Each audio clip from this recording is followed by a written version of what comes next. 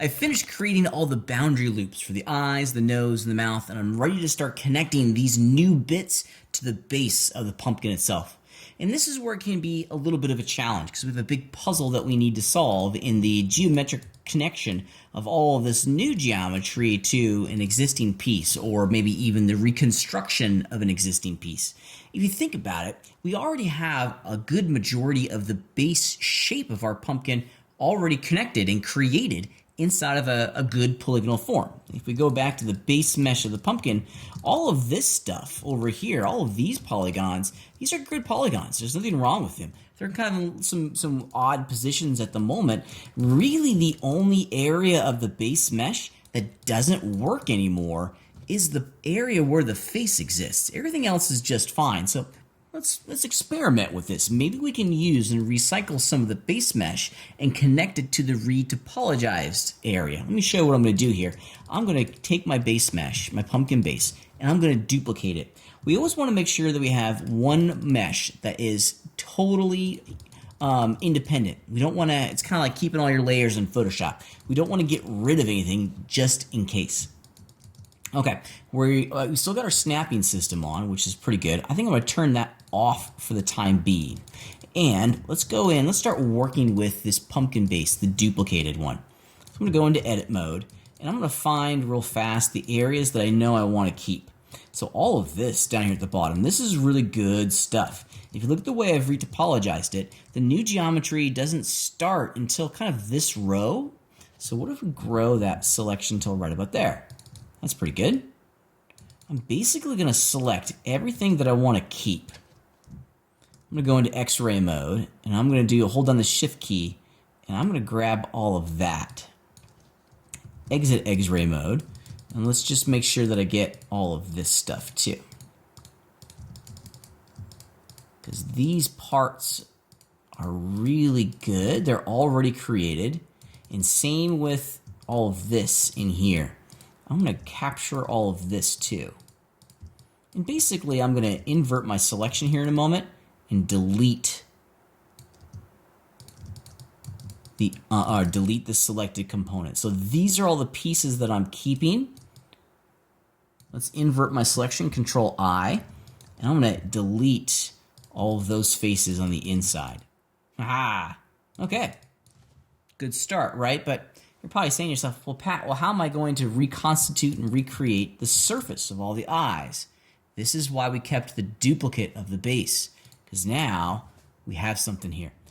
Because we still have the template, the pattern of the original sculpture that we can still work within. Now I'm going to go into my retopologized one. I'm going to get rid of this strip just for the time being. I think we can recreate it a little bit more directly here. And let's also start combining things. Back in object mode, I'm going to combine all of my boundary loops in this guy. So this, in my case, it'd be plane and base. I'm going to combine those together into one. I selected the wrong one. I wanted plane and base one. There we go. Let's combine those together. Excellent. Let's also do, in our object data properties, I'm going to change my visibility to be in front. That way I can still see what's going on. Yeah, all right. Because now, actually I'm going to turn that off because I don't want to see the inside of where the stem is. I'll turn that off. And we'll kind of just see what we can do. Maybe X-ray mode will be a little bit more helpful here.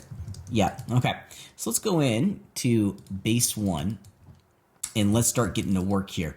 We're going to return to our snapping, turn that on so we can continue to extrude these verts out. And let's see if we can very quickly start to establish a structure here that works. Now, I know I want to preserve some of this loop information that's going across. So I'm going to grab that one, bring it down. Got a little wonky at times. Yeah. Maybe having it in front on is the best. Just for the time being, just so we can see how we're going to connect all this stuff. Yeah, okay. Let's start connecting these things together. And I'm just going to do some bridging here. We're going to add a lot of geometry in here as we go across the entire system. That's okay. Auto merge is still on. We're going to need auto merge as we go into this process. There we go. just extruding it across. This is going to make my life a whole lot better because now I'm not trying to merge or recreate the entire pumpkin. I'm just trying to retopologize and connect the new bits that include the face. For the most part, the majority of the pumpkin is just fine. We just need to go in and make sure that the face is exactly what we want. And this, I think, will be a nice, easy way of helping me get that result. Okay, so now I gotta make some decisions here. Yeah, I think I'm going to create a new loop. Let's merge those together. I'm gonna create a new loop with Control R right about in here. And this one's going to take, it's gonna take the shape of that top row that I just created. Let's bridge these two loops together. Here we go. Bridge them together. Oops, I'm not sure if those bridged. I don't think they bridged. Let's try that again. Oh, no, it's not liking that for some reason. Let's see what's going on. Let's extrude it out. And we're just going to use our friend auto merge in this moment. Haha, take that, bridge. Okay. I'm liking this. This is a step in the right direction. Now I'm going to continue this row going down the face. And I need to make sure that it connects back into that new edge segment that I created just a moment ago. So that guy is going to go right there. And I apologize if I was blocking it. Just want to make sure that these connect back onto themselves. And my threshold is so small. Let's put this to let's put it to 0.1. Let's get crazy here. There it goes. All right, before we go any further, let's just make sure this is a good mesh. That all these pieces are locked together. Yep, and it's gluing itself quite wonderfully to that background mesh.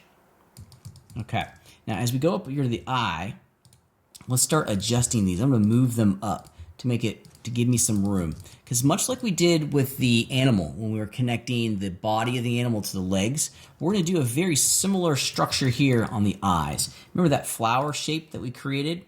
Well, you kind of have to decide pretty fast where you want that flower shape to begin and end, especially with the eyes. It's not uncommon for the eyes to go up like this to make a loop. Where is that flower shape going to start going into that grid? And I think for this eye over here, this is what I'm going to do. And now we can start to see how a lot of this is going to get connected together. Just be mindful that we're striving for quad polygons at every single element here.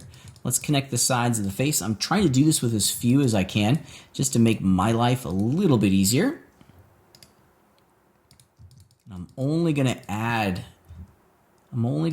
geometry if I know I really, really need it. Yeah, let's get these combined together. Okay. Now here's another thing that you can do. I'm looking out across the surface. I'm looking to close this gap. Now we can add as many horizontal edge loops as we need on the base of the pumpkin, and it's not going to change the curvature of all of those ripples. We can't add verticals because that's going to add some stuff in there that may not be exactly what we want. Given that we're sculpting on this here again in the near distant future, it should be okay. But one of the things we can do, let's just do it real fast. I'm going to extrude out the shape. Those verts are going to get welded together. And let's go ahead and just add a couple more loops in here, because I know I'm going to need one there. And then this one's going to come down. We're going to need another one because we have two polygons, excuse me, 1, 2, and it's going to get connected to a third. So I know I need another one right there to be able to go here to here. We'll bridge those. Yoink. And then this one, we'll hit the F key, just double click it to grab its opening. Hit the F key to fill it, and we're on the way. Let's add a couple more loops on the inside here. Go into vert mode. Grab them. The auto merge is going to be our friend here. I'm going to grab these around. Whenever you do any sort of insert edge loop, it doesn't snap to the surface nor does the bridging. So just kind of buyer beware. Just go in and touch each one of your verts, grab them, grab the vert, move them around, and it will snap to the surface. And now we're up and running. Yeah, there we go. We're slowly beginning the process of connecting it all together. As we add more edge loops, the computer's going to try to slice the mesh and add more edge loops in a way that kind of matches the proportional distance between the vert and where we told it to slice in. And you often get moments like this. See how we're getting really pinched in here? Well, I'm going to do a vertex slide. I'm going to hit the G key twice. I'm going to start to relax this. I love the vertex slide choice because it slides the vert along its normal, along that edge that it's connected to. So it doesn't really change too much the slope of our object. Uh-oh. This is where auto merge kind of really did us dirty. Let's turn off auto merge, go into edge mode. I'm going to dissolve some of these edges. Actually, what I'm going to do first, I'm going to have to use the knife tool in this moment. And I'm going to slice from there to there. Return key, hit the right enter. We'll do it one more time. From there to there, enter. Go into my selection tool. And now I can dissolve these interior bits. Yep, there we go. Auto merge is a great tool, but it can kind of get in the way sometime. Yeah, did it again over here. My threshold was so high that it automatically merged some verts. Same thing, we'll just drag them down, grab the knife tool, Command X or Spacebar X, slice from that corner to that corner, return key or the enter key on my numpad. With the tool still active, let's do the exact same thing over there, and then hit the W key to go in the selection tool. I'll grab these kind of X-shaped edges on the inside, and we'll dissolve them. Up and running. Luckily, it's not too big of a deal. And if you do this as you go through the process, your mesh isn't going to be as difficult to consume visually, and you'll be able to understand the function and the purpose of all these loops, because it's getting a little wild over here, right? I mean, check out that one. When things are at odd angles, it's often tough to understand the function and the purpose of the loop.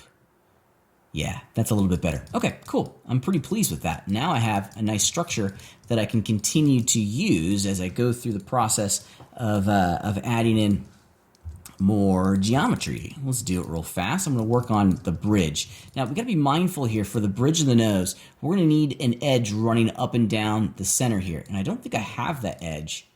But let's see how it works. Because I know that if I take... The nose has got to go somewhere. Let's turn auto merge back on. Oops, it merged both the verts. That's not what I wanted. Okay, auto merge is so high that now it is in fact getting in the way. There we go. Okay.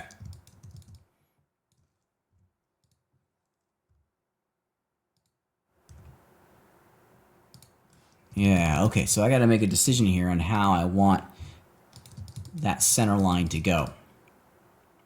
I think I may need to separate, get a new row, because right at the moment, if I wanted, let me grab the polygon, if I wanted to have this edge be the center line, I certainly could do that, but it would create this massive polygon up here at the top. Now we can slice that in. That's totally cool. We can add a new row, but where would it go? Would it connect back onto the side here? Maybe. Let's go ahead and do that real fast. Let's slice it in. Now I don't want it to send it down into the nose because I already got a lot of verts in the nose itself. So we're going to use the knife tool. Spacebar K. We're going to use the knife tool. And this time I'm going to change the direction like that. Hit the return key, back to W, and then, yep, I'm just going to go yoink right there, slice from the corner to corner, return key and numpad, W, and now we've changed the flow of that. Yeah, we separated them out. Now the reason I did that is I didn't want the loop going down into the nose. It would add unneeded and unnecessary geometry to define that shape. There's already enough geometry in here. Didn't want to add more. By changing the flow of that loop, by curving it towards kind of the cheek, if you will, it gives me some more options. And I know that I can add as many loops as I want going vertically along the mesh and not have it impact the sculpture all that much. And now we have more geometry up here for us to work with. And I think this is going to flow and work better because look, now I can just start connecting these two together. That one can connect there. We can bridge it. Same with that one. That one can get connected there. We can bridge that one. And then this gigantic polygon over here, this is going to be the start of the screen right part of the character's face. So this entire edge, that's the center line. If you were to follow that edge going from north to south, it defines kind of the peak of the nose. And this is the type of thinking that we have to go through when we're connecting all of these different specific boundary loops and islands of geometry together. The purpose of the boundaries, how it connects to its neighbors, and the global mesh. We don't have to recreate the entire pumpkin, but we do need to figure out a good strategy on how we connect the boundaries to the rest of the friends going around the pumpkin.